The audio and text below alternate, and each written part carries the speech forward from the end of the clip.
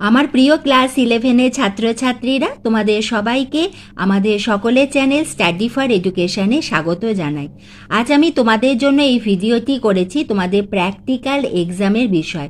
তোমাদের প্র্যাকটিক্যাল পরীক্ষা কিভাবে হবে, কত সময় ধরে এই প্র্যাকটিক্যাল হয়, তার নম্বর বিভাজন কিভাবে হয়ে থাকে, সব কিছুই তোমরা জানতে পারবে এই ভিডিওটিতে।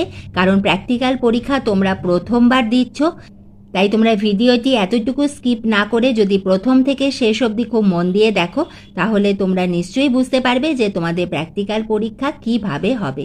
এইভাবে কিন্তু আমি তোমাদের ক্লাস 12 তোমাদের উচ্চ মাধ্যমিক পরীক্ষা 2025-এর জন্য প্রতিটি বিষয়েরই সিলেবাস, নম্বর বিভাজন, সাজেশান সব কিছুই আমি দিতে থাকবো। তুমি চ্যানেলে নতুন হলে চ্যানেলটি সাবস্ক্রাইবের সঙ্গে বেল আইকনটা প্রেস করে দিয়ে স্টাডি ফর এডুকেশনের বন্ধু হয়ে যেও। তাহলে এসো আমরা প্রথমে জেনে নেব যে আমাদের প্র্যাকটিক্যাল এক্সাম কিভাবে হয় এবং তাতে আমাদের নম্বরের বিভাজন কিভাবে হয়ে থাকে। তোমাদের মোট পরীক্ষা হয়ে থাকে 100 নম্বরের এবং সেই 100 নম্বরের মধ্যে তোমাদের যে সকল সাবজেক্টে প্র্যাকটিক্যাল হয়ে থাকে সেখানে আমাদের রিটিন টেস্ট, লিখিত পরীক্ষা হয়ে থাকে 70 নম্বর এবং তোমাদের প্র্যাকটিক্যাল পরীক্ষা হবে 30 নম্বর।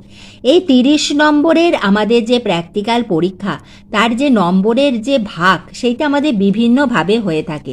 আমি আগে নম্বরের ভাগ বলে দেবো এবং তারপরে আমি তোমাদের বলবো যে তোমাদের প্র্যাকটিক্যাল পরীক্ষা কিভাবে হবে। প্র্যাকটিক্যাল পরীক্ষার আগে বিষয়গুলো আমি বলে দিই। আমাদের প্র্যাকটিক্যাল পরীক্ষা হয়ে থাকে ফিজিক্স, কেমিস্ট্রি, বায়োলজিক্যাল সায়েন্সেস, এরপরে হয়ে থাকে তোমাদের নিউট্রিশন সায়েন্স,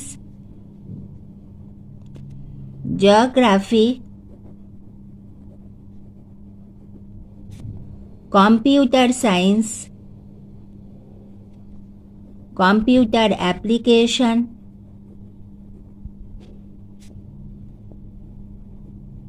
এগুলোতে আমাদের হয়ে থাকে প্র্যাকটিক্যাল এক্সাম।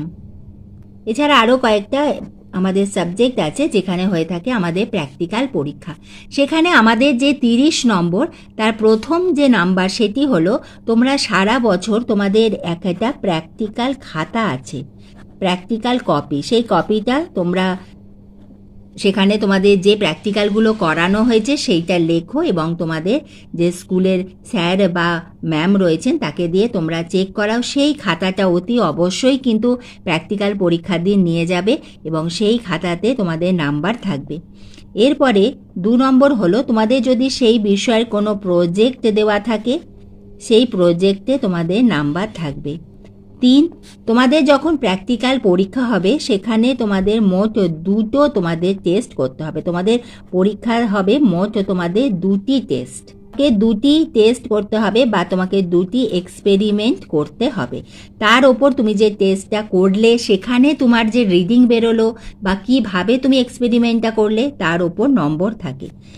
নেক্সট হলো তুমি যে 2টো এক্সপেরিমেন্ট করলে সে তার উপরে আমাদের বিভিন্ন প্রশ্ন থাকে এবং তাতে বলা থাকবে যে তুমি মূল তত্ত্ব লেখো, কখনো ক্যালকুলেশনটা লেখো, বিভিন্ন ধরনের আমাদের বলা থাকে। বায়োলজির ক্ষেত্রে কখনো বলা থাকবে বৈশিষ্ট্য লেখো, বা আমাদের কেমিস্ট্রির ক্ষেত্রে বলা থাকে এই পরীক্ষার সিদ্ধান্তটা কি হলো, বা কখনো আমাদের সতর্কতা কি। এই ধরনের আমাদের বিভিন্ন ধরনের যে এক্সপেরিমেন্ট করেছো, তুমি যে এক্সপেরিমেন্টটা করেছো তার ওপরে তোমার যে 2টো এক্সপেরিমেন্ট, সেই 2টি এক্সপেরিমেন্টের ওপরেই তোমাকে কিন্তু লিখতে হবে।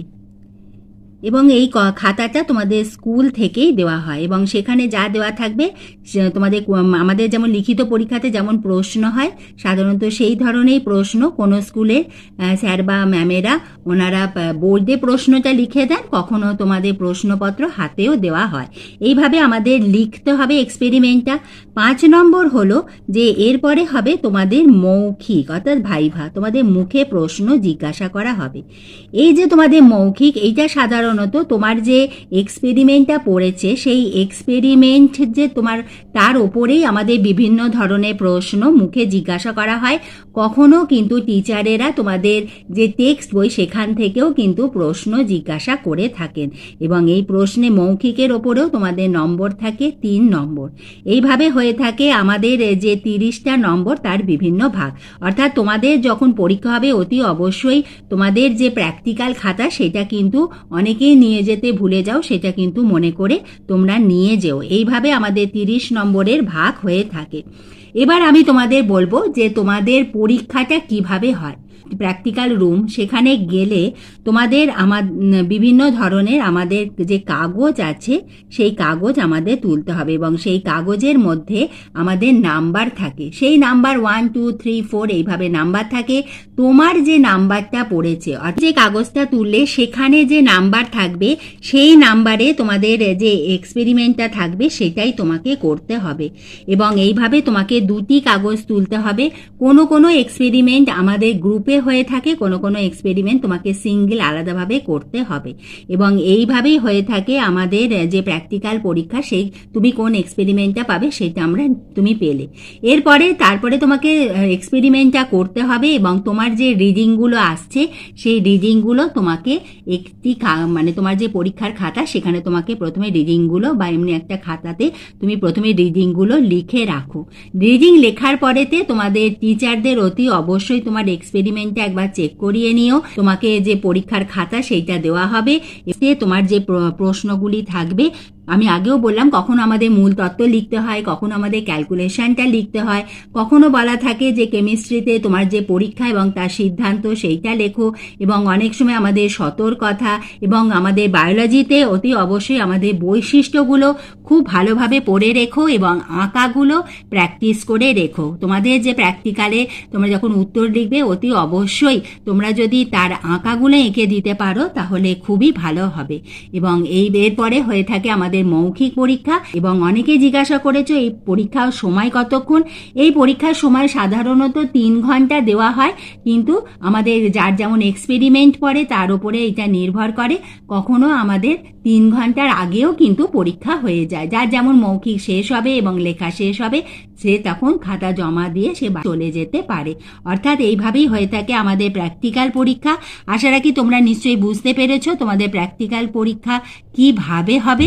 এরপরেও যদি কোনো প্রশ্ন থাকে অতি অবশ্যই আমাকে কমেন্ট বক্সে লিখে জানিও, আমি তার উত্তর তোমাদের দিয়ে দেবো। এবং তোমাদের ক্লাস 12-এর অনেক গুরুত্বপূর্ণ ভিডিও সাজেশন সবকিছু পেতে তুমি চ্যানেলে নতুন হলে চ্যানেলটি সাবস্ক্রাইবের সঙ্গে বেল আইকনটা প্রেস করে দিয়ে স্টাডি ফর এডুকেশনের বন্ধু হয়ে যেও।